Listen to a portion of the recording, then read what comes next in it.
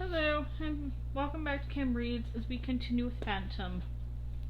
I was a practical man, and had anyone asked me before that strange and disastrous interlude, I've chosen a most unlikely candidate for spiritual revelations. At 58, I was old in a craft that traditionally claimed life early. Constant dust and fine chipping clog a stone man's mason's youngs over the years, while the sheer grinding hard labor of the job wrecks the muscles of the fittest. Few of us reach the age of 40 without the racking cough and heralds the grave, but I've been more fortunate than most. It was in the past year or so that my lungs have begun to show the familiar ominous signs of decay. There have been some distinguished moments to my career. My work with Giuseppe Valadea on the Piazza del Popolo had established my reputation as one of the finest, foremost masters masons in Rome.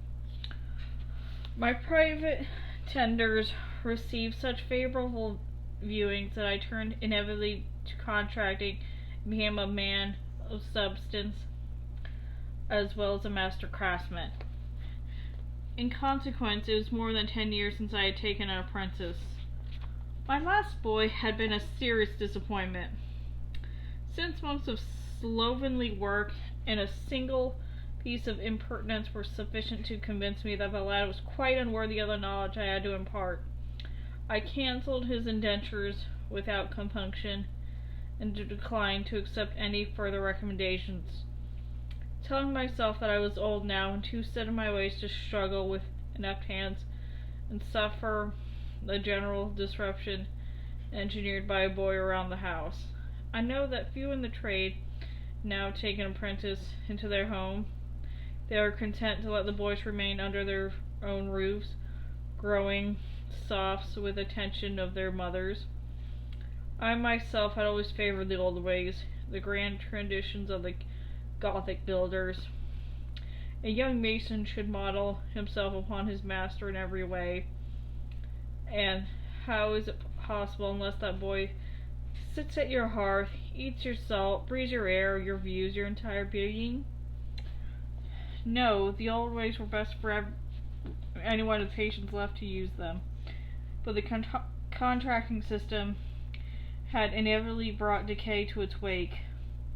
Too many boys were now content to pick up a mere smattering of knowledge, preferring to travel the countryside and building gangs rather than apply themselves diligently to the hard discipline of a 7-year apprenticeship. Soon there would be no more master craftsmen left, only powerful, soulless contractors who had no interest in whether buildings would be standing 1,000 years from now. I was old, and my lungs were beginning to heave like the creaking leather in a pair of ancient bellows.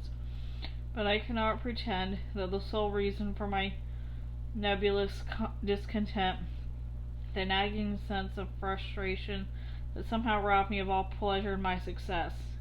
Even in my prime, I never found an apprentice who wasn't glad to complete his daily quota of work, eager to return to a boy's amusements, fighting and carousing the streets of an evening, or lingering in dark alleyways with a new sweetheart.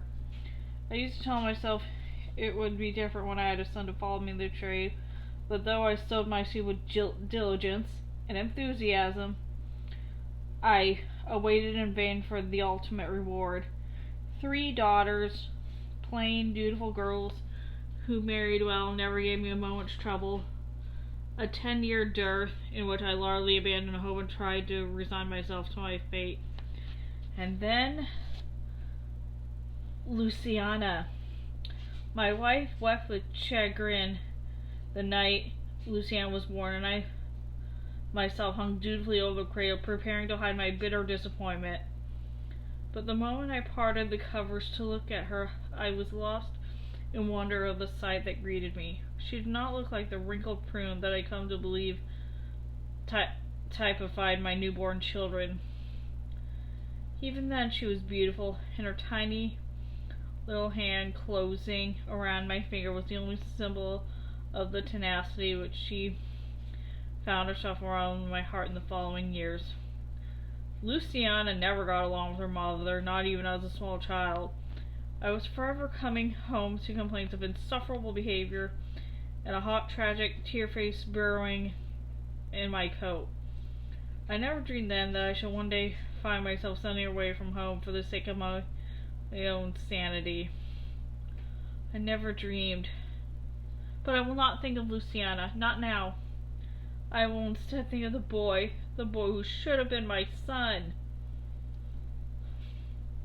I want to see everything, he said, in answer to my question when we met the following dawn with ridiculous stealth of young lovers.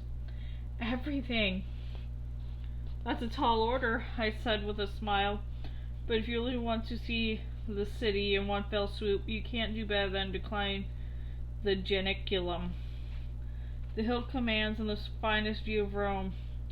You don't see everything, but you'll see enough. We were silent as we climbed the steep road that wound its way beneath the pine trees on a crest hill, but our silence was companionable and gave me a chance to observe him more closely in the open light. He was leading two of the most beautiful horses I have ever seen, one black and one pure white, both mares. I noticed each carefully groomed and bearing well-balanced packs, but no saddle or harness. I asked him how he managed to control the animals without a bit. I never use a bit, he said coolly. It's an unnecessary cruelty. Those horses chose to carry me. There is no question of control. I realized then that he was not leading the creatures. They were simply following him like dogs. When we stopped, he made no effort to secure them. He merely lifted a hand to caress Giovanni before turning away to look at the view. "Oh," he said. Hardly a word, more than a simple sign of ecstasy, a sound that sometimes hear still in my restless dreams. The sound was soul lifting from the clay. As I watched him drift toward the edge like a sleepwalker in a trance, I suddenly had the sudden horrified suspicion that he wasn't able to stop, but simply keeping on walking onto the treacherous void beneath. I ran forward to catch the slave and drag him back to safety. "Be careful," I said urgently. "The ground is unstable here. You must keep away from the edge." "Keep away from the edge," he echoed dreamily to himself. "Must I always keep away from the edge?" Something in that odd, otherworldly quality of his voice sent a shiver through my gut, for I knew he was not talking to me, but in some terrible unseen presence that was suddenly at his side. Something that had claimed him before and now returned briefly, like an absentee landlord checking a trifle property. I shook his arm violently, and he opened his eyes to look at me with blank confusion, as though it was not me he had expected to find beside him. After a moment he seemed to remember where he was, and turned once more to look over at Rome, as though nothing untoward had taken place. "What is that flat facade over to the right?" he demanded, and suddenly alert again. "Sant'Anna Maria di Arocoli," I said, glancing him uneasily. "The shallow dome is the Pantheon, and just behind it stands the Quirinal Palace. Over to your left," I swept my hand in the direction I wished him to look. "You can see the drum of Castel San Angelo. A great part in front of you is the Villa Borghese, and the two towers on the edge of it. No, you're not looking. Just there, do you see?" "Yes, the two towers. To what do they belong?" "The Villa Medici." He reacted to those words as though I had struck him, turning away with clenched fists, as though he could not bear to look on the vita which had given him such delight moments before. "You have heard of the Villa Medici?" I asked curiously. "Oh, yes," he said in a voice which seemed to be plummet down some bottomless abyss in the darkness. "I've heard of it." He drew a sharp intake of breath, and then continuously, as though he was repeating a text and verse of some lesson learned by heart. "The villa was built in the 16th century by Cardinal Ricci di Montepulciano and passed to the Medici family in 1576. In 1803, it became home to the French Academy after the Palazzo Salvatini was sacked and burning during the Revolution. The Academy is open exclusively to artists, musicians, and architects. Entry is determined strictly by competition, the Grand Prix di Rome. Powerless to comprehend the black bitterness suddenly pulsing through him, I could only stare and wonder how a gypsy boy had come to such knowledge, and why the mention of it should be able to throw him into such a grip of such violent rage. He flung away from me abruptly, returning to the horses as though he intended to ride off without another word. But as the white mare gentled nuzzily his masked face, I saw the control return slowly to his tense body. After a moment, he came back with me with hesitancy. "I'm sorry," he said simply. "I didn't mean to be uncivil. If you can forgive me, sir, I should greatly like to see whatever else you care to show me." A strange, disturbing boy, and yet I saw more of him, and more strangely drawn I felt toward him, more convinced of our mutual need of one another. I accepted his disarming apology without hesitation or comment. "Come," I said, with simplicity that matched his own, "let me show you the Colosseum." Over the course of the following 2 weeks, we continued to meet at intervals, and those days when I did not see him were filled with a restlessness that I found hard to comprehend. He parted with personal information with the greatest reluctance, as though the smallest confidence must leave some gaping hole in his defense against the world. Questioning him presented all the ease of prizing open in a reluctant an oyster shell, and I could not rid myself of the uncertainty that gentle persistence would ultimately show me an extraordinary pearl. It was almost a week before he told me his name and the occupation he was pursuing at the fair in Trastevere. "I do magic," he admitted with a little shrug of self-contempt. "Not very good magic, really. Not yet. But people here are easily amused." And, showing me his empty palms, he reached up with a graceful, theatrical flourish to pluck a purse out of thin air and drop it carelessly in my hand. "The purse was mine!" "I see you don't starve," I observed dryly, replacing the little leather bag in my pocket. "Why didn't you keep it? That was your interest, wasn't it?" And I wouldn't have known.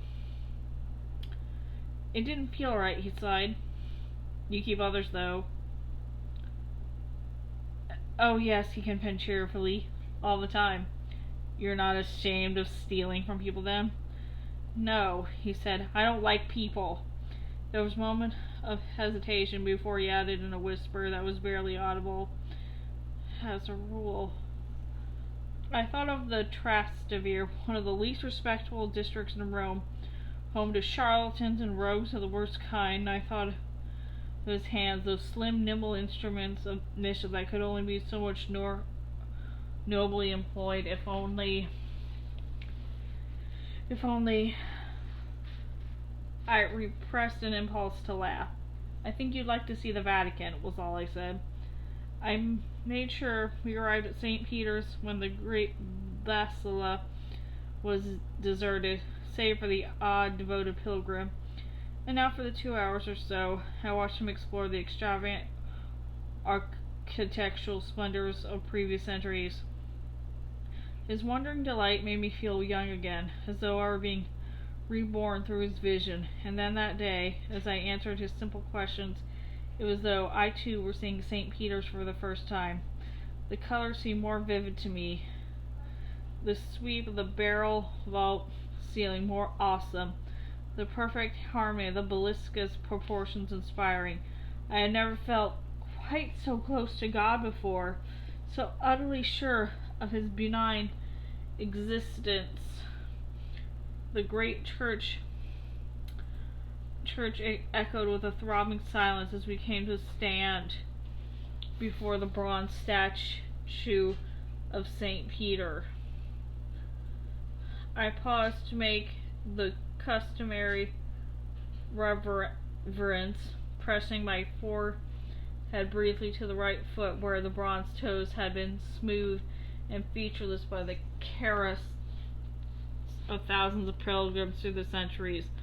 I looked at the keys of heaven held against St. Peter's heart in the upraised right hand which symbolized hope to countless sinners, and I stepped back automatically, expecting Erik to repeat my gesture.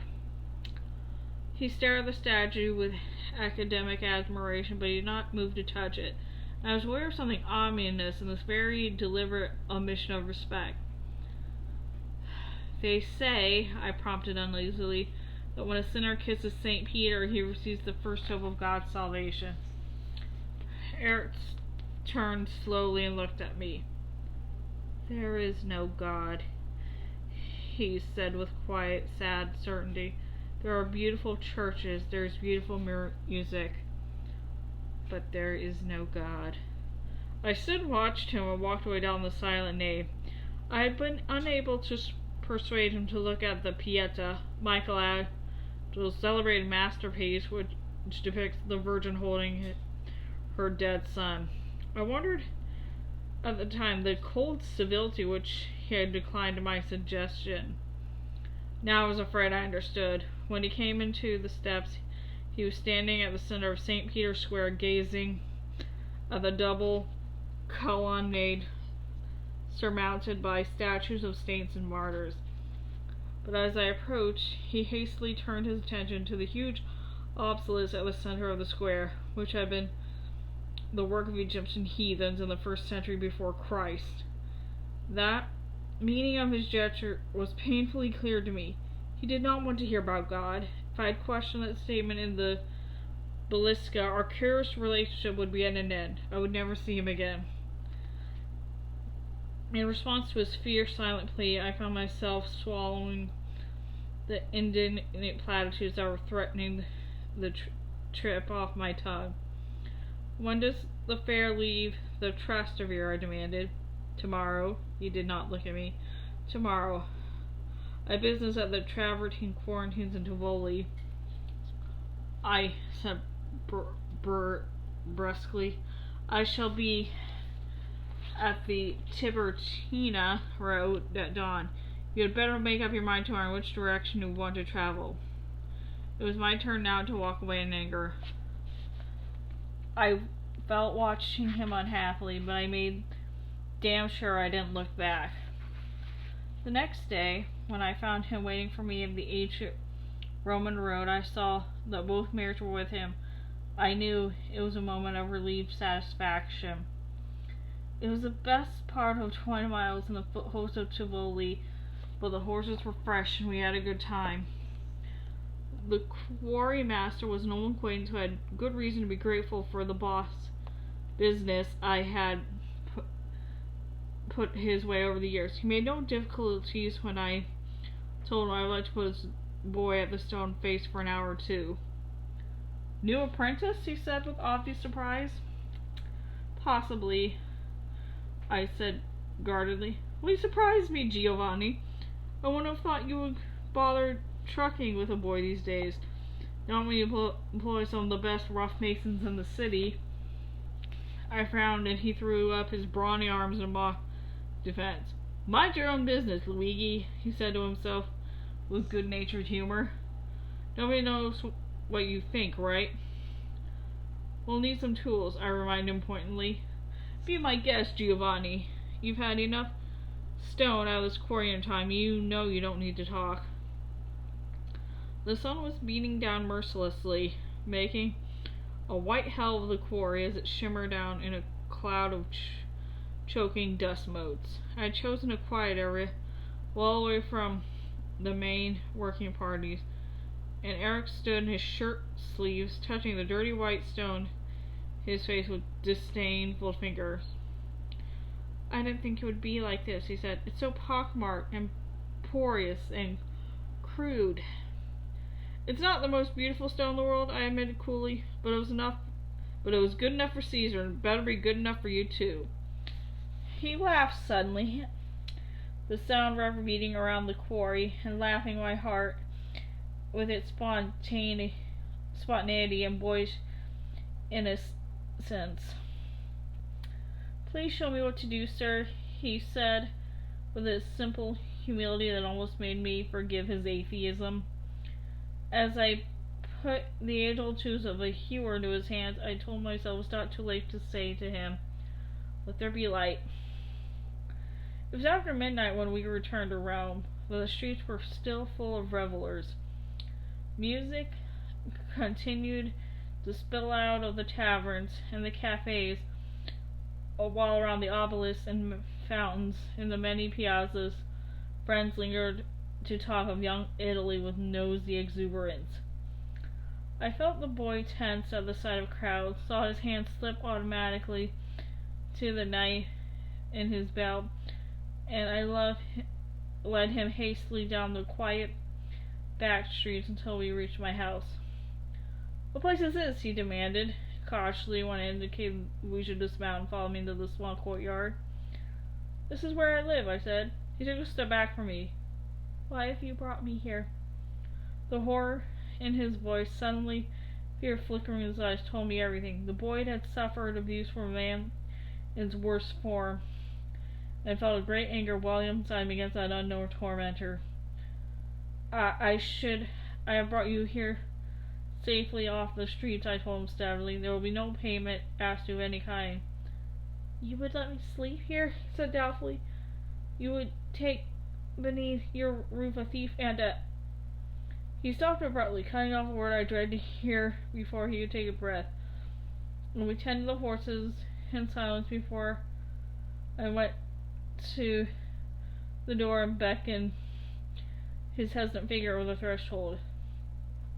He came back slowly, with a nervous reluctance that reminded me poignantly of a hungry animal venturing in from the wild against the warning of instinct. As I moved around the big stone-walled living room, lighting the oil lamps, he stood with his arms clasped tightly around his chest, gazing around with a bewilderment and a wary disbelief that tightened my throat. I realized with a touch of despair how daunting was that task that lay ahead of me if I chose to build on the unstable ruins of his devastated soul. I left him for a moment while I went to the cellar to fetch a jug of wine. When I returned, I found him standing in front of the old spinet, running his fingers soundlessly along the dusty keys with gestures of longing.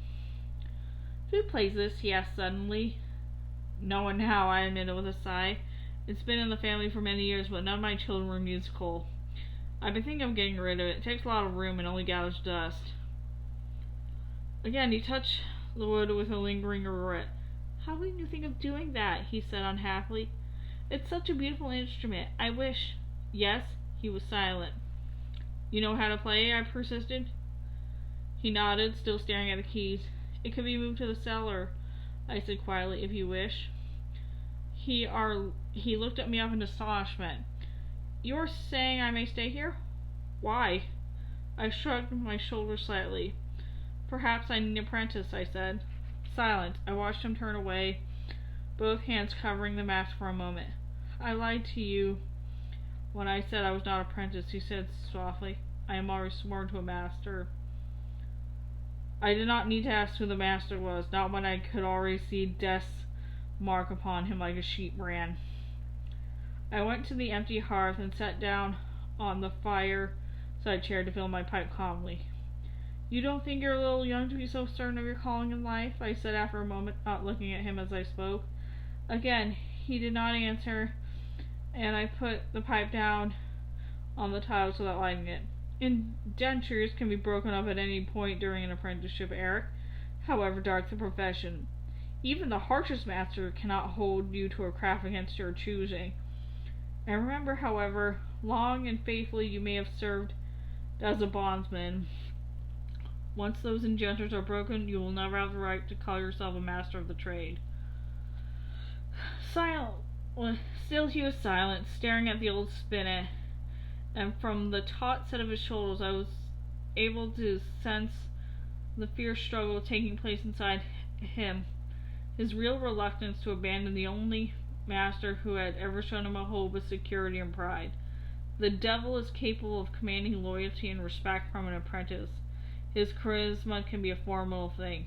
Perhaps, after all, I was wasting my breath. The keys beneath Erik's long fingers began to depress in a series of rich, melodic chords which lingered on the air for a moment, with an echoed sweetness before expiring to thick silence. Then at last he turned to look at me across the room. "I should like to see the cellar, please," he said. And that's the end of that chapter. I'll see you again next time.